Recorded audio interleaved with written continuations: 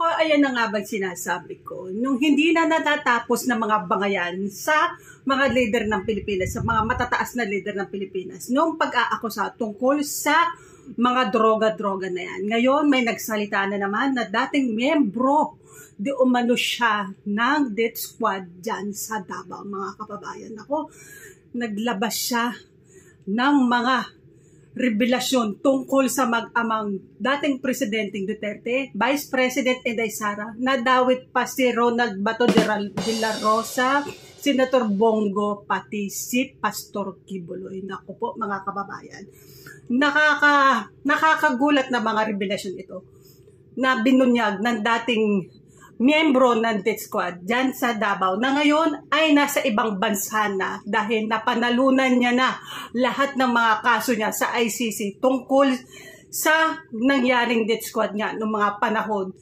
Yata ito ni Pinoy hanggang ni Duterte, mga kababayan. Sikat na sikat ito noon, mga kababayan. Si Arturo Las Cañas na nagbubunyag ngayon na pinag-iingat niya ang ating presidenteng PBBM dahil tinawag niyang mga demonyo itong mag-amang Duterte, Vice President Inday Sara at dating Presidenteng Rodrigo Roa Duterte. Naku mga kababayan, babatiin ko muna kayo ng isang good morning po at magandang tanghali at magandang gabi po sa inyong lahat. Kung saan man tayo sulok ng mundo, ayan, good morning po sa inyong lahat. Kung saan man tayo lupalok ng daigdig, ayan, sana okay lang tayo lahat. Panoorin natin ang revelasyon na nakakagulat na revelasyon ni dating death squad na si Arturo Las Cañas. Panoorin po natin ito mga kababayan.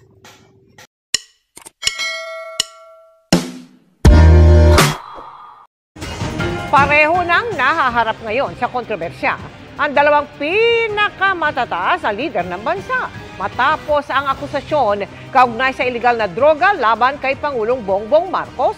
Si Vice President Sara Duterte naman inakusahang nagpasimula ng Oplan Tokhang nung siya'y mayor pa ng Davao City. Inilahad dyan ang nagpakilalang dating miyembro ng Davao Death Squad sa pre-trial investigation ng International Criminal Court. Dawit din sa mga alegasyon ang leader ng Kingdom of Jesus Christ na si Pastor Apollo Kibuloy at ilang nakaupong senador. At yan po ang tinutukan ni Salima Refran. Panawagan ko po sa Pangulong Ferdinand Bongbong Marcos Jr. na mag-ingat po at wag po magkumpiyansa talaga sa halimaw ng Davao na si Rodrigo Roa Duterte at yan allegedly Vice President Sara Tambaloslos Duterte. Mga traidor po ito. Tinawag niya si Vice President na Tambaloslos Duterte. Ako po. Itong mga ito at babalayan ng dating pulis na nagpakilala ring miyembro ng orihinal na Davao Death Squad na si Arturo Las Cañas sa gitna ng mga birada ni dating Pangulong Rodrigo Duterte kay Pangulong Bongbong Marcos. Humarap si Las Cañas sa media mula sa di binanggit na lugar sa labas ng bansa kung saan natapos na ang pre-trial investigation sa kanya ng International Criminal Court Office of the Prosecutor. 186 pages daw ang kanyang affidavit at may binigay pang notebook na naglalaman ng lahat ng nalalaman niya sa mga pagpatay na iniutos umano ng dating Pangulong Duterte, maging mga alegasyon laban sa mga anak nitong sina Vice President Sara at Congressman Pulong Duterte. Tinanggap ito ng Office of the Prosecutor as exhibit. And meron ako mga graph na ginawa ko about the DDS in anti-crime task force, Kinyos Clan Task Force, and nung naging mayor, mayor si Sara Duterte. Ayon kay Las Cañas, kasunod ng mga pag-usisa ng media sa mga riding in tandem sa Davao City na pumapatay noon at walang nag-iimbestiga, nilikha ni Sara Duterte nang siya nang naging Davao City Mayor ang Oplan Tokhang. Siya nga ang pasumuno nitong Oplan Tokhang Nung nakaupo siya as mayor noong 2012, inappoint niya si Bato de la Rosa as Chief of Police ng Davao City. Sinabi sa akin ni Bato de la Rosa na nag-craft sila ng panibago ngayong extrajudicial killing na campaign against illegal drug, in which is Tok-Tok Hangyo, meaning Tokhang, mga target personalities, illegal drug, labi na mga, lalo pa ang mga gumagamit ng shabu at saka nagbibinta. Sabi niya, kinapan ninyo, unya, ilubong ninyo ang target para ang kaso, missing person lang. Tinanong si Las Cañas kung ilan sa tingin niyang napatay sa Tokhang sa Davao noon. Sa Laon Quarry lang po, sa estimation ko lang, meron pong mga more or less 3,000. Pero ang total damage o napatay sa Davao City, yung nakita at saka yung missing, more or less 10,000. Hiwalay pa raw yan sa pinapatay sa pinalawak na Tokhang kinalaunan. Separate pa Metro Manila. May nag-imbestigar ba dito? Wala. Nag-imbestigar ba yan? Si Vice President Tambaloslo, Sara? No.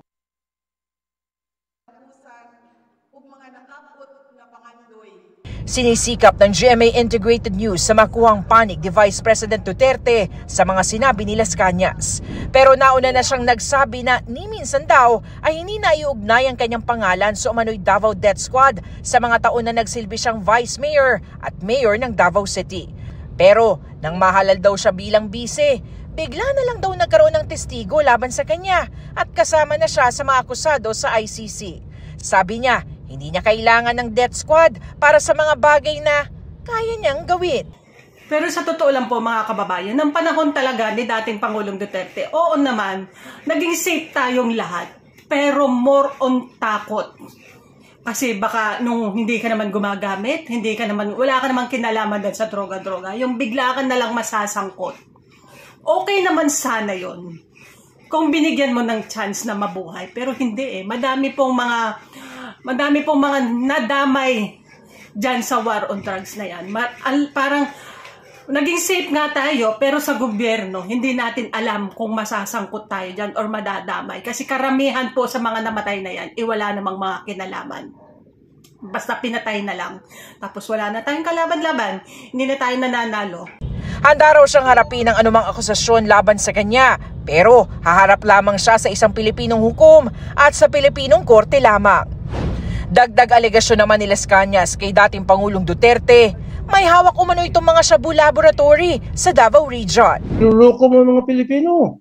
Anong ginawa mo? Drug war? Anong drug war? Ikaw ang drug lord. Pinapapatay niya sa grupo namin ni Espio4 Bin Laud yung 11 Chinese workers in chemist ng Davao Shabu Laboratory at ng Barangay Obrero. Si Mayor Duterte naman ang in charge dito sa Southern Mindanao, dito sa mga Shabu Laboratory. Ang koleksyon raw ng baril ng dating Pangulo, hindi lang daw nasa 300. Ang ganong koleksyon ni Mayor Duterte during my time, more than 1,000. Igaling po ito kay Kibuloy. Kung magbiyahe si Kibuloy, dala yung eroplano ni Duterte sa Amerika, nagdala yan ng mga spare parts, silencer, mga bala, ano pa yan, mga parts. Sinisikap din ng GMA Integrated News sa makuhang panig ni dating Pangulong Duterte, pero dati na rin niyang tinatanggi ang alegasyong meron siyang shabu laboratory. Kaugnay naman sa alegasyong marami siyang baril. Wala akong baril sa bahay na hindi rehistrado. Collector's item man yan, it's allowed by law. How can you use it against me when the practice of giving a collector's license is allowed by law? Dinawit rin ni Las Cañas sina Senador Bato de la Rosa na Davao City Police Chief noon at Senador Bongo na long-time aide ng dating Mayor at dating Pangulong Duterte. Kabilang daw sila sa mga nagbibigay ng utos sa Davao Death Squad. Para for sure na ang mga death squad, kumukuha si Bongo ng personal identification data dito kay Mr. De Guzman ng Land Transportation Office of Davao City. Ito kompleto po sa detalye kung saan nakatira ang target, anong sasakyan ang gamit niya, at anong kulay ng sasakyan. Sige, buhay siya, pabaya mo lang yan siya, mag-alig siya na mag-alig. Nasa malinis ang konsensya ko. Sabi ko, bahala sa buhay. Sinusubukan pa namin kunan ng pahayag si Go, Kibuloy at iba pang mga pinangalanan ni Las Cañas. Nakakagulat na mga revelasyon ni Arturo Las Cañas, mga kababayan. Ako, tinawag niyang mga halimaw at demonyo itong mag-amang Duterte na si Vice President Inday Sara at yung tatay niya si dating Pangulong Duterte. Naku, mga kababayan, kung totoo man ito, naku, hindi na matatapos tong gulo na ito. Kasi talagang baka kailangan talaga nilang panagutin lahat ng mga nangganap nung panahon nila. Kasi sa dami ng mga pinapatay nila, kung totoo man ito, mga kababayan, ako, siguro, magdasal-dasal na lang. Ayun, maraming salamat po sa inyong lahat. Dintuin ko na, baka may magalit na naman sa akin. Sabihin naman, ako alam nyo na. Yan. Maraming salamat po sa inyong lahat, sa mga walang sawang sumusubaybay po sa aking YouTube channel, Genius TV po. Sa mga hindi pa po nakaka-subscribe, please, like and comment, syempre subscribe na rin po. Genius TV, mag-iingat po tayo lahat, mga kababayan. God bless po.